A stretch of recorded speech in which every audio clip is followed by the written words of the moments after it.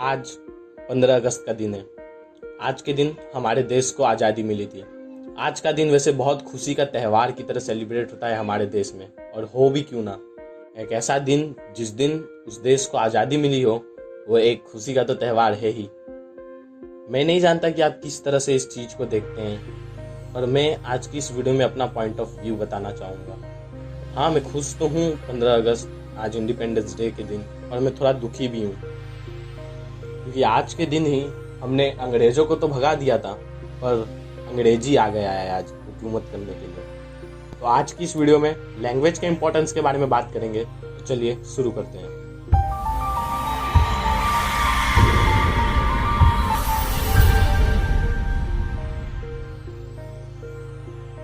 आज से कुछ टाइम पहले जब मैं स्टैंडर्ड 12th में था, तो मैंने हमारे फ्लेमिंगो इंग्लिश बुक के एक फर्स्ट चैप्टर पढ़ा था। उसका फर्स्ट ही चैप्टर था, द लास्ट लेसन करके चैप्टर का नाम था।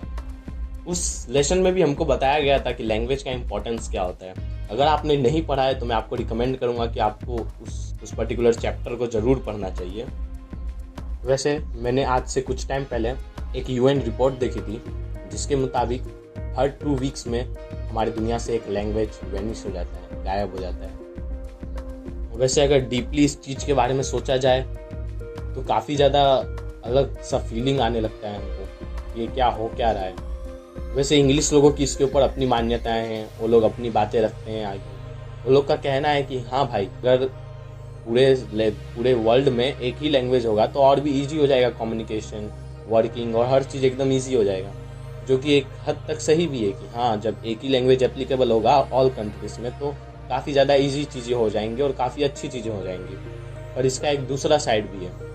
मैं नहीं जानता कि आप लैंग्वेज को किस तरह से डिफाइन करते हो, और जब मैं लैंग्वेज के बारे में सोचता हूँ तो मुझे सिर्फ इतना ही नहीं लगता कि लैंग्वेज सिर्फ एक कम्युनिकेशन का एक मीडियम है जिससे हम कम्युनिकेट कर सकते हैं, एक मीडियम है जिससे हम अपने थॉट्स को एक्सप्रेस कर सकते हैं। बल्कि मेरे लिए लैंग्वेज कुछ और बढ़ के भी है।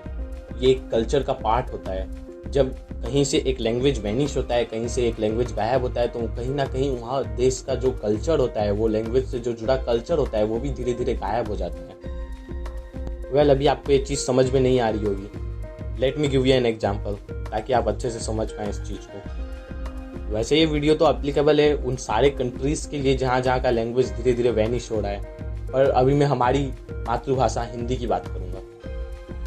अगर आप ध्यान से देखो तो हिंदी में हमारे पास काफ़ी ज़्यादा ऐसे शब्द हैं जिनका एकदम परफेक्ट इंग्लिश नहीं है। जब मैं एकदम परफेक्ट इंग्लिश बोलूँ, मतलब एकदम परफेक्ट, जिसका मतलब वही होता हो, ऐसा इंग्लिश हमारे पास अवेलेबल नहीं है। हम उसके नियर बाय इंग्लिश की तरफ जाते हैं। जैसे कि अगर मैं बोलूँ सन की, तो आपके दिमाग में क्या आता है? जब मैं बोलता हूँ वर्ड सन की, तो आपके दिमाग में क्या आता है? इसका कोई परफेक्ट इंग्लिश नहीं है। कुछ लोग कह सकते हैं मैड, कुछ लोग कह सकते हैं ऑब्सेस्ड, पर इसका कोई एकदम परफेक्ट इंग्लिश नहीं है। वो वाली फीलिंग नहीं आती जो हमको सन की बोलने में आती है, उस तरह की। और जैसा कि मैंने आपको पहले बताया कि लैंग्वेज एक कल्चर होता है, तो ये मैंने किस बेस पे बताया, तो मैं आपको बताना चाहता हूँ कि जब आप खुद जब किसी चीज़ को इंग्लिश में बोलते हो तो आप क्या करते हो? आप उस चीज़ को पहले इमेजिन करते हो अपने माइंड में हिंदी में, और फिर उसको अपने माइंड में ही जल्दी से जल्दी ट्रांसलेट करते हो इंग्लिश में, और फिर बोलते हो।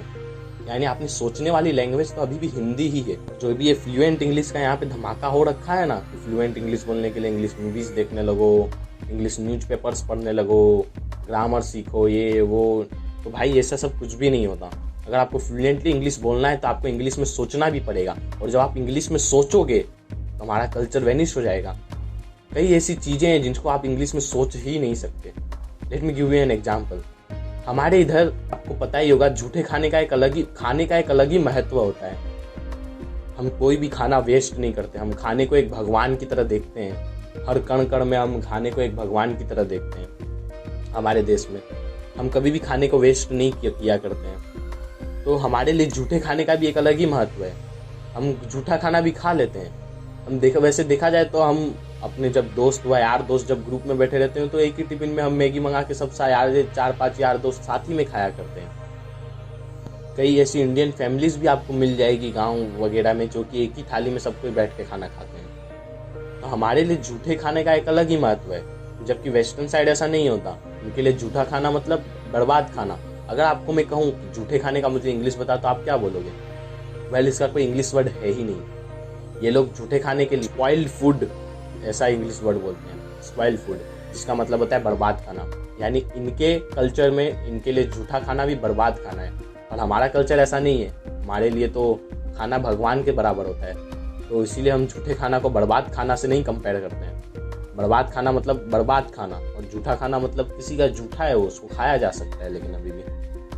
इस एग्जाम्पल से अब आप समझ पाए होंगे कि कैसे एक लैंग्वेज कितना बड़ा कल्चरल डिफरेंस पैदा करता है। जब जैसे कि मैंने आपको पहले बताया कि एक यूएन रिपोर्ट के हिसाब से, जैसा कि मैंने आपको बताया कि हर 1-2 वीक में एक लैंग्वेज गायब हो जाती है इस दुनिया से। उस हिसाब से अगर आप सोचने के लिए जाओ तो सोचो कितने ज़्यादा कल्चर बर्बाद हो जा रहे हैं, कितने ज़्यादा कल्चर जो है गायब ही हो जा रहे हैं। और हमारा हिंदी भी कुछ जल्दी ज़्यादा टाइम सर्वाइव नहीं करने वाला मुझे लगता है, कि जिस तरह से इंग्लिशलाइजेशन फैल रहा है हमारे देश में। वैसे ये गलत भी नहीं है, देखो इधर डोंट गेट मी रॉन्ग कि मैं इंग्लिश से सीखने से आपको मना कर रहा हूँ, नहीं, वैसे तो मेरे हिसाब से सबको आना ही चाहिए इंग्लिश। क्यों ना आए भाई, तुमको कम से कम 2 से 3 लैंग्वेज तो आनी ही चाहिए। मैं तो वो हर इंसान आप मुझसे अगर टिप मांगोगे तो मैं हर इंसान को कहना चाहूँगा कि आपको कम से कम 3 लैंग्वेजेस तो आनी ही चाहिए। क्योंकि लैंग्वेज एक अलग ही चीज़ है। जब आप किसी लैंग्वेज को सीखते हो तो आप एक कल्चर को सीखते हो, आपको सोचने का नया तरीका मिलता है। जब आपको 3 लैंग्वेजेस आएंगी तो आप एक ही चीज़ को 3 तरह से सोच पाओगे, 3 कल्चर्स में सोच पाओगे।